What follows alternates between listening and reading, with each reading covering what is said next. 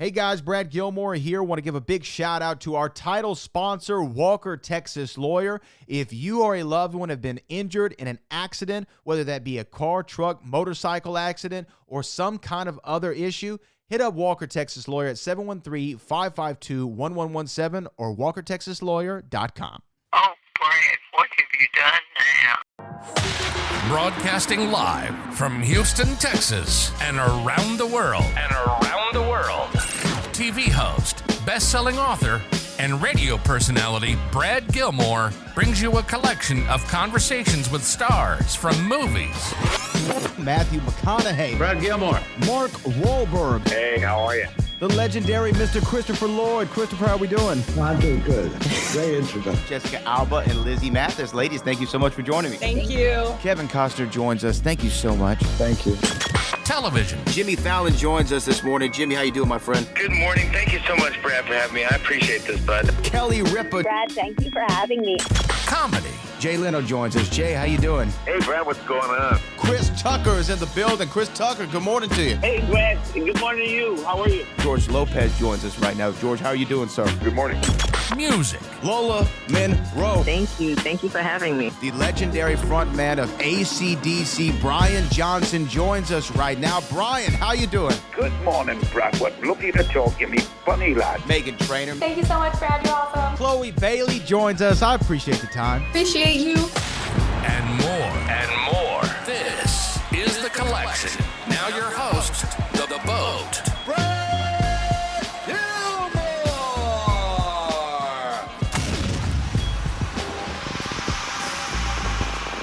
Hey, Brad Gilmore, CW39 in Houston and ESPN Radio. Billy, Mark, thank you so much for taking the time. Congratulations on season 4, guys. Thanks Brad. A lot.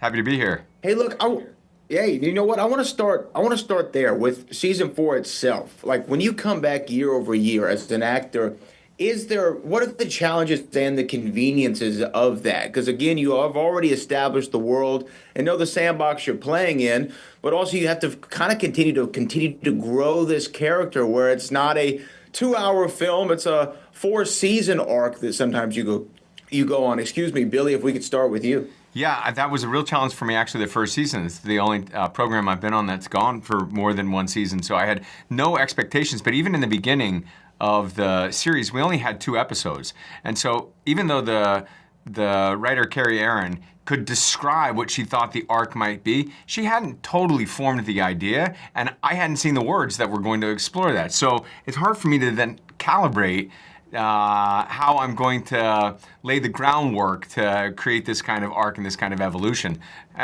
What I discovered is my job is really to follow the writers. And the writers will, in time, lead me if I have enough curiosity and vulnerability, which has been a great new skill to learn. So I'm grateful for that.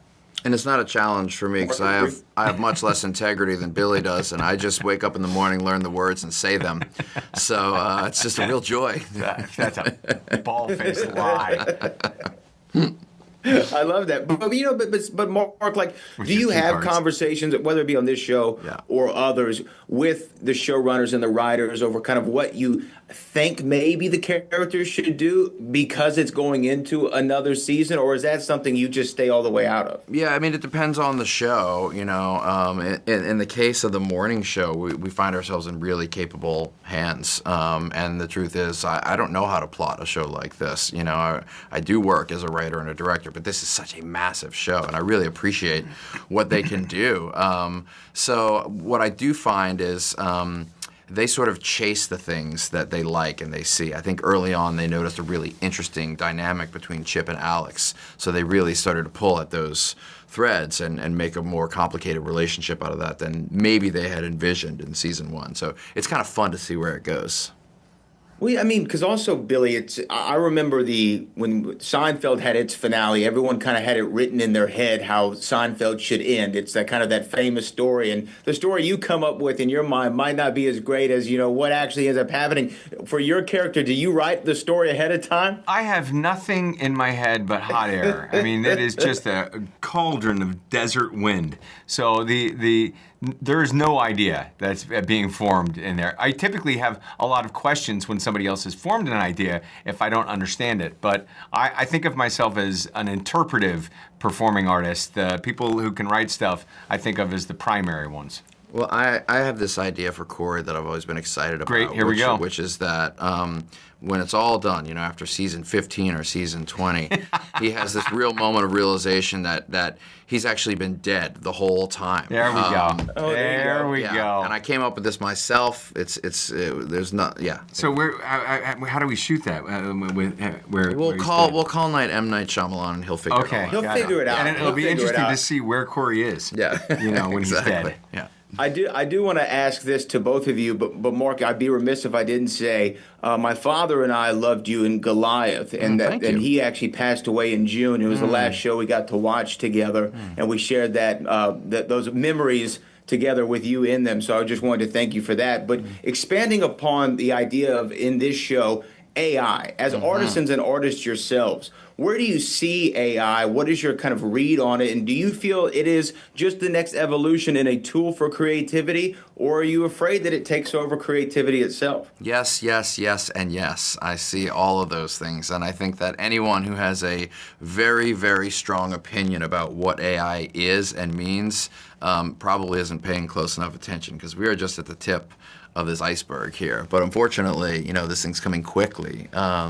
So it's going to be really interesting, and I think that there are times when I feel really afraid, and I worry about job security, and I worry about a lot of things, and then there are other times I remind myself that how exciting it is to be alive in a time like this that's moving so quickly and so dynamically. So the good news is we have shows like The Morning Show that are willing to sort of ask those questions and explore them kind of real time.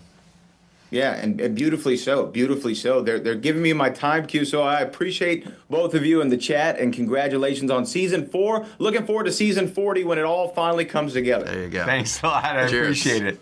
Y'all have a good one, guys. You too. Take care.